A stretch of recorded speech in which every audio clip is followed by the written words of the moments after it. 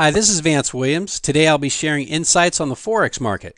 I'll tell you what it is, its function in the world, and I'll show you opportunity even Forex traders don't know about. Forex is an acronym for foreign exchange. It's the largest market in the world with an estimated daily trading volume of $4 trillion. The United States has the biggest economy in the world at $14 trillion per year. The Forex market moves that amount every 4 days. The Forex is a network of thousands of banks in the world with no central location. There's nobody in charge.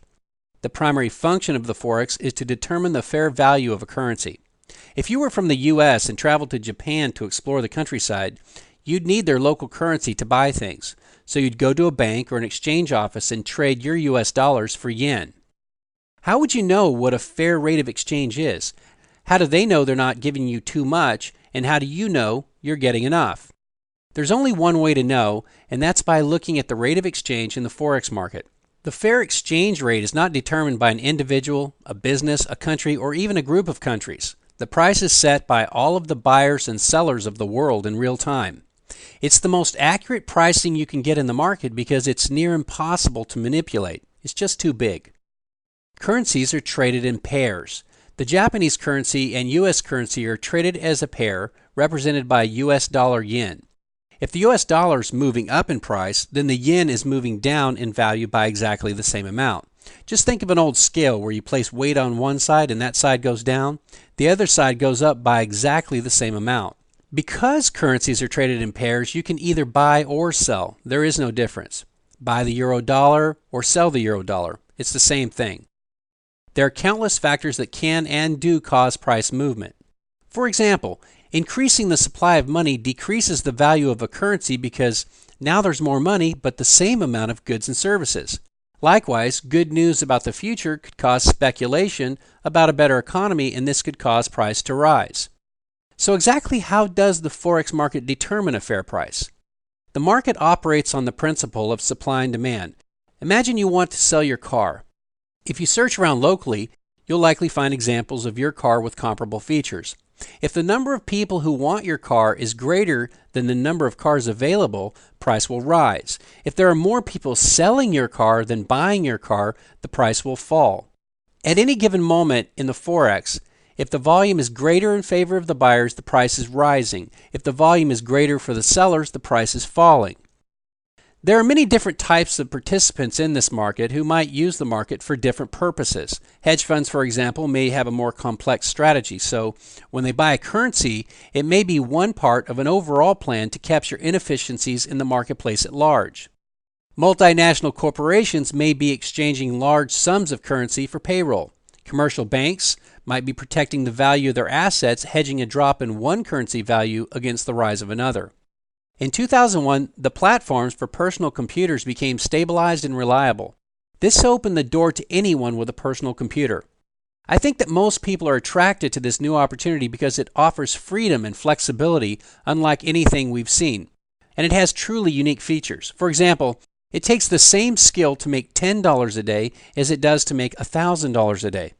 Because of this and the fact that you can start trading with as little as $300, tens of thousands of people from all walks of life have come to try their hand at Forex trading. The basic proposition is pretty compelling. The market can only go two directions, up or down. Since the market can only go two directions, you basically have a 50-50 chance of being correct knowing nothing at all. Therefore, if you had some knowledge, you could increase your probability of success. This is accomplished with another principle. Human behavior is repetitive. Because human behavior is repetitive, we can observe human behavior and predict with great accuracy what people are likely to do in the future. Think of traffic patterns. If you map traffic each day near a city, you would begin to see certain patterns repeat over and over again. An obvious one would be how congested things get at rush hour.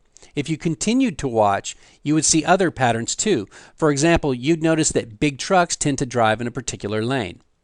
This is no different from the patterns in the Forex market because human beings cannot escape their tendency to repeat patterns. So as buyers buy and sellers sell, behavior patterns emerge. When these patterns form again in the future, we can know with a high degree of probability what will happen next. It's easy to see patterns that predict price direction 70, 80, and even 90% of the time. Now, if you add the concept of money management, you can control the size of your wins and the size of your losses. If I risk $1 to make $2 in each trade, something interesting happens. My pattern of success rate is 70%, but I only need to be right just over 33% of the time to make a profit.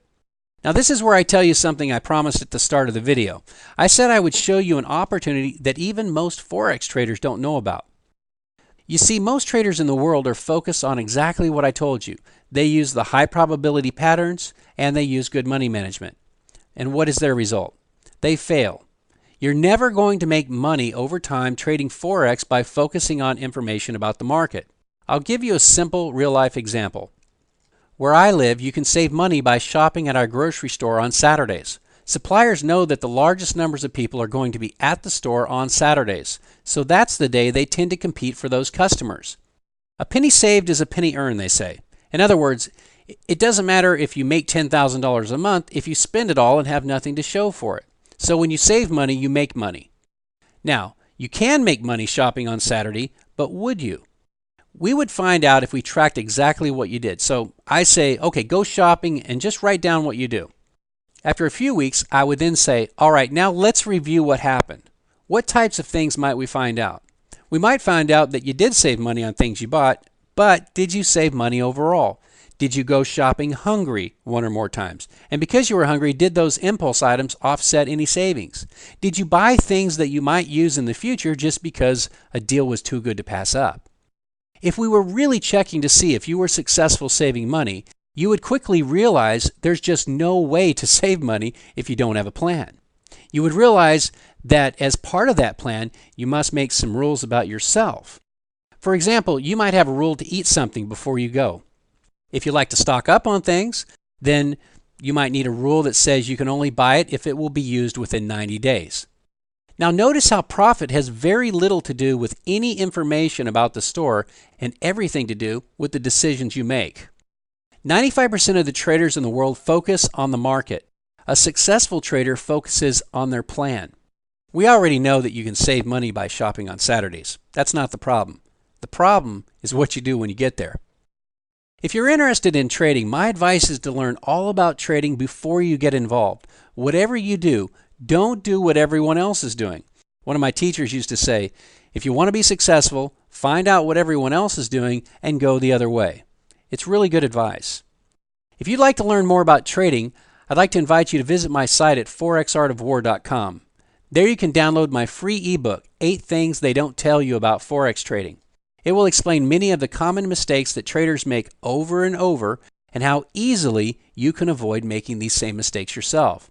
I can promise you that this little ebook will save you a lot of time, a lot of money, and point out at least one thing you never knew. You'll see that what people don't know really does hurt them. So until next time, thank you, stay great, and remember that success is not about what the market does. It's about what you do.